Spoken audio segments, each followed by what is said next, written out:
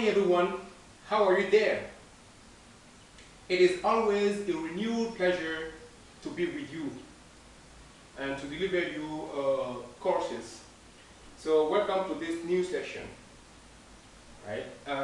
Last time, if you remember, we did a lesson about prefixes in vocabulary, as you can see here on the whiteboard. But the problem was that the course could not be, the video course could not be sent to you because of some problem of connectivity and compatibility with the format. So today I decide to resume this course for you because I have already sent to you the Word file. So today it is a resuming of the video course to explain you with more details what we saw last time. Okay, so let's start right now. As you can see on the whiteboard, the vocabulary, the prefixes. Well, in English, just like in French, you have what we call the affixes. So the affixes are some part of word that we use to attach to some word, as in French it's called the radical, but in English it is the root word. That is the root of the word, right? So you have some affixes like that. And for today especially we are going to see the prefixes. Okay. So the prefixes are the word you put before the root of a particular word. So let's start with the first category of prefixes. For example, you may have this. You may have an, in, il. Okay, so you have the first category, an, right? In,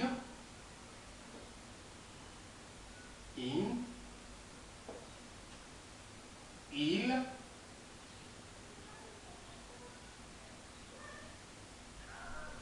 and ear,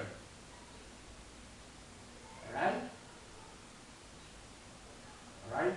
So this is the first category of prefixes that you may have, right? So all these prefixes, an, in, il, ear, when you use them before or at the beginning of the word, you change the meaning of this word. So what does it mean, concretely speaking? An, in, il, ear, used in word convey a negative meaning. Okay? Negative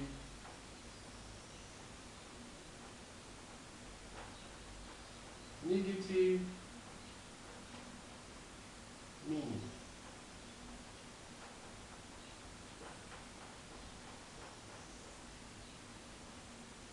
Okay?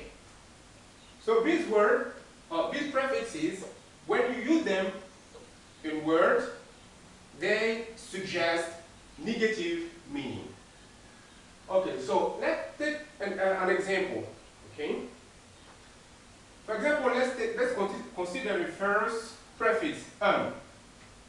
This one, an. Right? If you want to consider this, an, okay, when you use it. Let's use, for example, the word happy. Right? Happy. Happy. Okay? So you know what it is.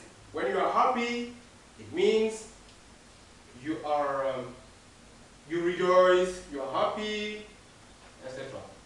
So happy. Right? When you attach this prefix to happy, you have unhappy. So here we have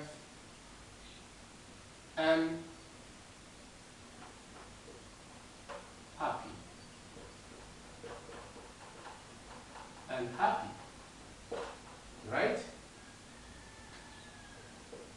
Which is the contrary, unhappy, right? Unhappy. So the use of un with the adjective happy gives you the contrary of this adjective, which is unhappy. Unhappy, if you are unhappy, it means you are not happy, right? Even this, let's consider this word, in, or this prefix in.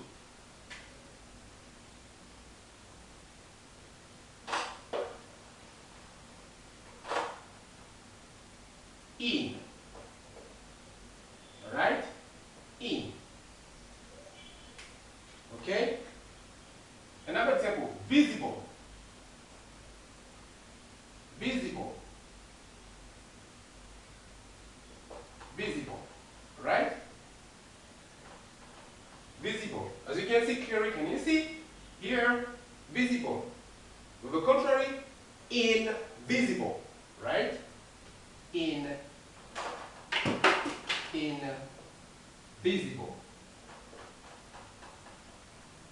Invisible. Right? Invisible. Invisible. Okay? Good. And we can even continue, okay, with this ill. But there's one thing I want to draw your attention on. The use of a prefix in. Okay? So beware when you use this prefix in. As you can see here, it is in because visible, the word visible, the adjective visible, starts with the letter or the consonant V, right? So suppose that instead of visible, we have patient, for example. You have patient. Okay. Patient. Someone who is not in hurry, okay? That someone who has the quality of waiting, okay, taking time to see things happen, right? So impatient, as you can see here, it starts with P, right? So N will become M before P, okay? So here you have, so I will put this in red, so it becomes im, sorry, it becomes impatient, impatient, impatient, impatient, right? So let's continue, and this time see the prefix ear and ear.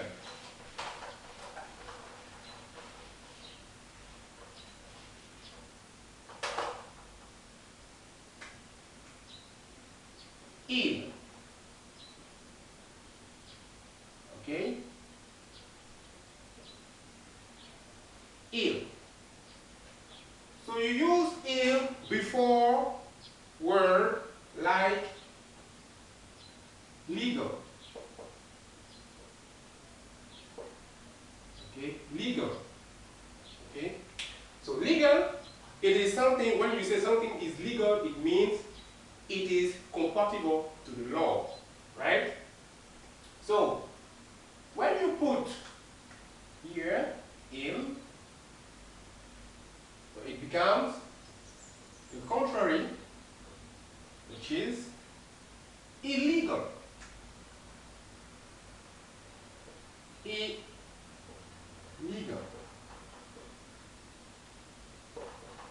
illegal, right? Illegal. That is something which is not compatible to the law. You understand? Now let's see with this ear. Ear. Right? So you use the prefix ear before words like regular. Regular. Right? Regular.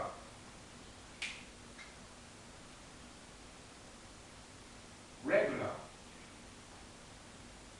Okay?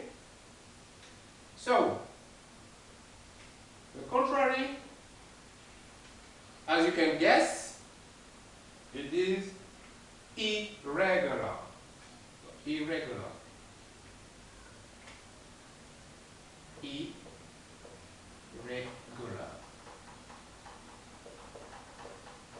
Okay? Irregular. You understand? So these words are quite simple to use, right? And when you know them, you master them, and you use them when you speak, they are very interesting because they help you save words, okay? If, for example, I want to build just like a sentence to say, for example, to show you how these prefixes help you say word when you speak, okay? When you don't want to use much words in your speech, right? Okay? And that make your speech very interesting to be heard. So let me give you a sentence to see how interesting it is to use these prefixes. But first of all, you must know them. Okay? To know them, we cannot make a long list of words where you can find these prefixes. Okay? But it is your ability when you read, for example, some text, when you listen to radio programs, TV programs, that you discover this word, right? So let's take an example of a full sentence, right? In which you can use this. Okay? Suppose you are not happy with something. Okay? You are not happy with something. And you say, I am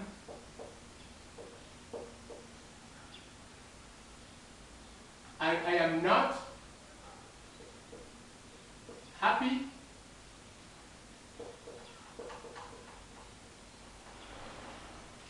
with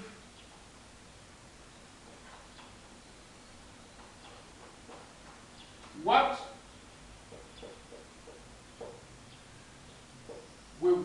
you told me.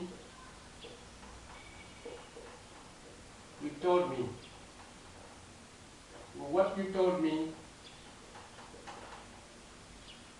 yesterday.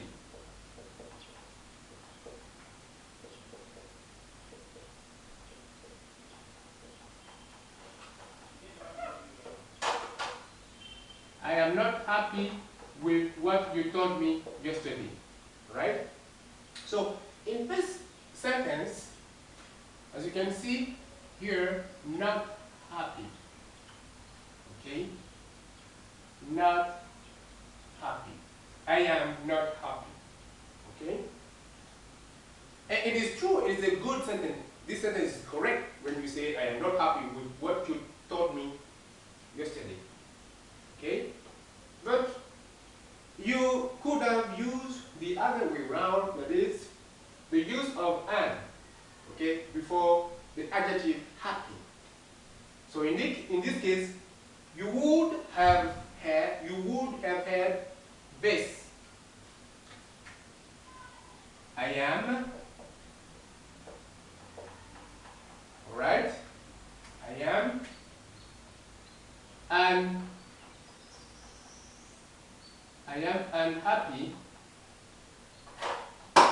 I am unhappy. Okay? with, okay, plus the rest of the sentence. Okay, so you would have had I'm happy with what you told me yesterday. Okay, so as I was saying, these prefixes help you enrich your speech. Okay, and enrich your vocabulary that you use when you speak during a conversation with someone, for example, right? So we can multiply all this example with all these prefixes, right? But so this is something you can do at home, okay? After following this course. But let's move to something else, right? That is some other categories of prefixes, right?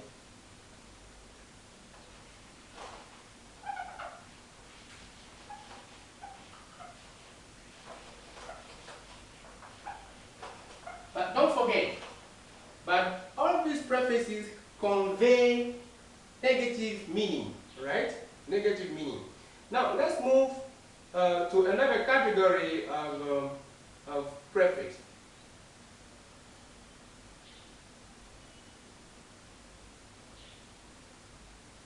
We have, for example, this, right?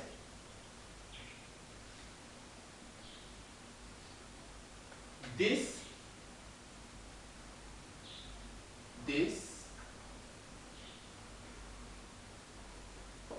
right?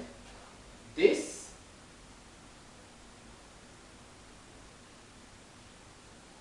re,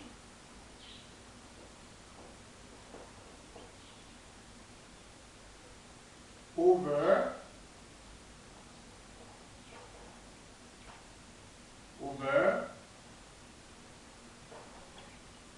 miss, right? Miss, right? Etc. So, this is another category of, excuse me, this is another category of prefixes that you can have, okay, and that you must know to enrich your speech. This, re, over, miss, right? So let's take the example of this. So here we have the dash this. Okay? So take the example of word like, okay?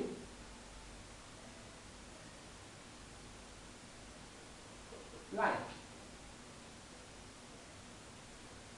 You see? Like, dislike. So when you like something, okay, you enjoy that thing. You like it, okay? But the contrary will be dislike,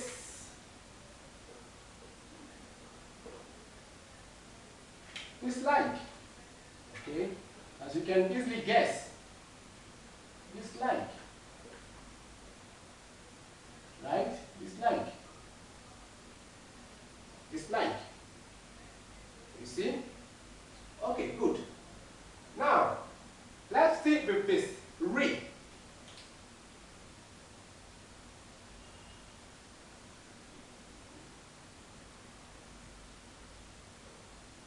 Word with re. Okay? So pay attention with the meaning of re. Okay? Re conveys the meaning of again. That is, you are repeating something when you use the prefix re. So let's see an example with re in a word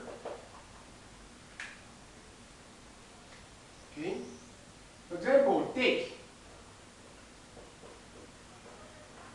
Take. Right? Take.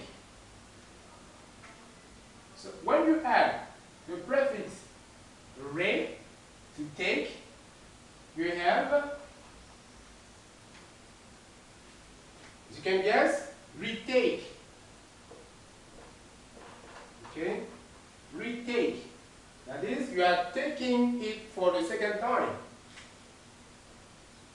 Retake. Right? Retake. Okay? And this, for example, is most of the time used in a situation when, for example, an examination. Okay? I don't wish that to you, but for example, you took an examination, but unfortunately you failed this examination. Okay, so you promise yourself that next year I will struggle. Okay, I will do my best, and I will retake my examination. Okay, retake. Right? Now, let us see with the other two.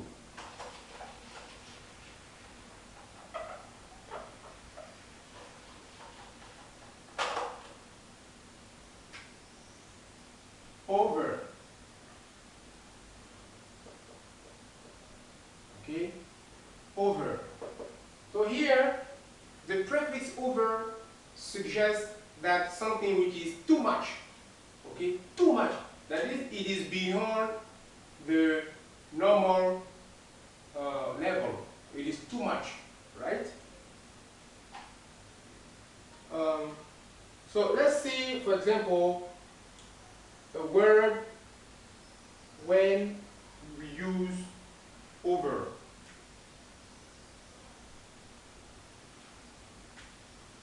That is, for example, we have the word do. Do. Right? Do means you do something. Okay? You do your job. You do your exercises. Right? When you add the prefix over, then you have overdo.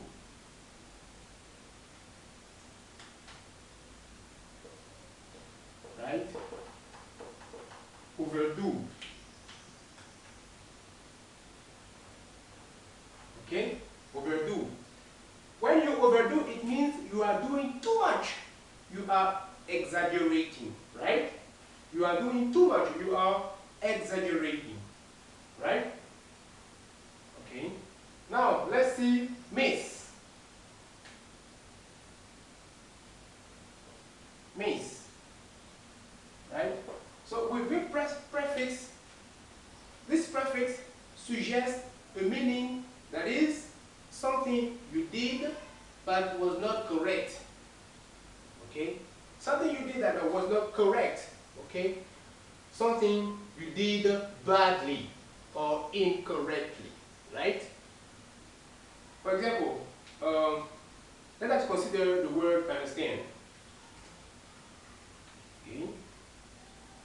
Understand.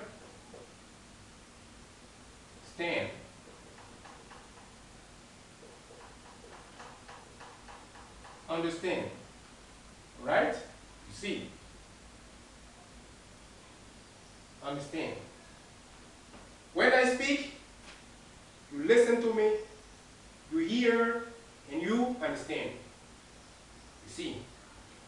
But in the case you don't hear properly what I am saying, then you automatically misunderstand. That is, you understand badly what I am saying. You understand incorrectly what I am saying, right?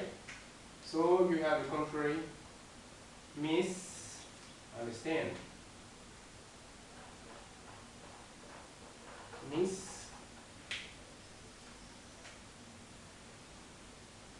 Misunderstand.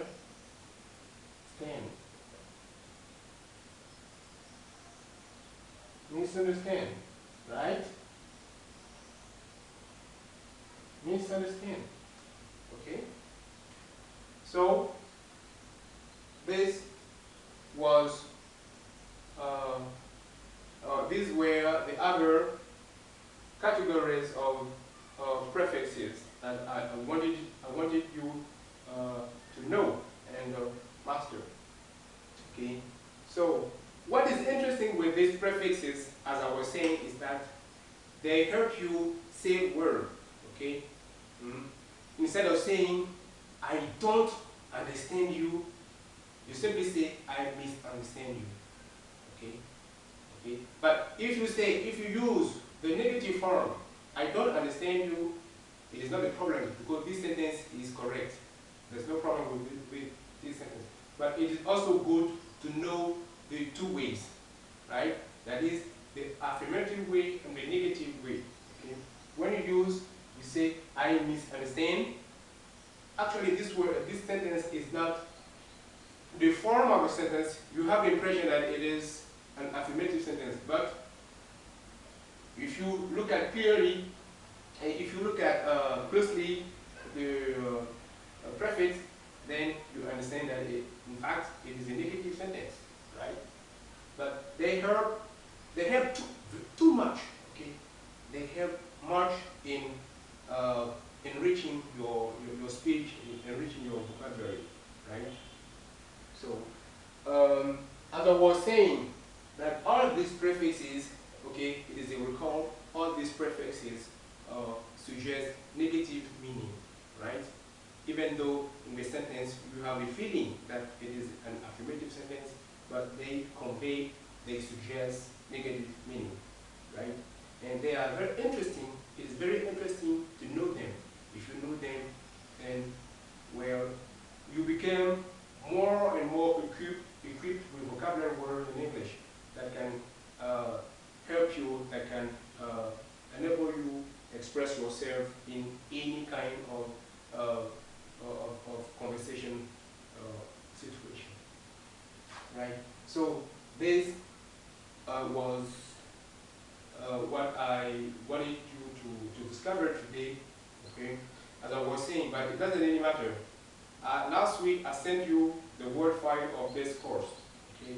But since the video course was not available, okay, so today I am sending you the video course, okay, plus the Word file for the second time for the Word file, okay.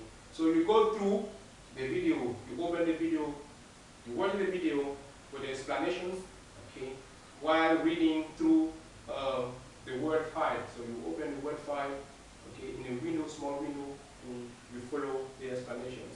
And in the Word file, you have more detail with more sentences, full sentences that can help you understand with much more level these explanations, right?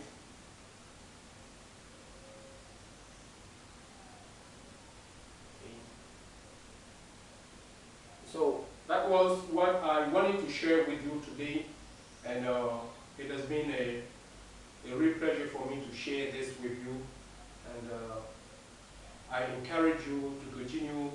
I know that you are workers, and it is most of the time difficult to find free time devoted to studies, but I encourage you, right, to continue to persevere, okay, in the learning process. I am sure that you will reach a good level of English. Thank you for following this course. Thank you for watching this video.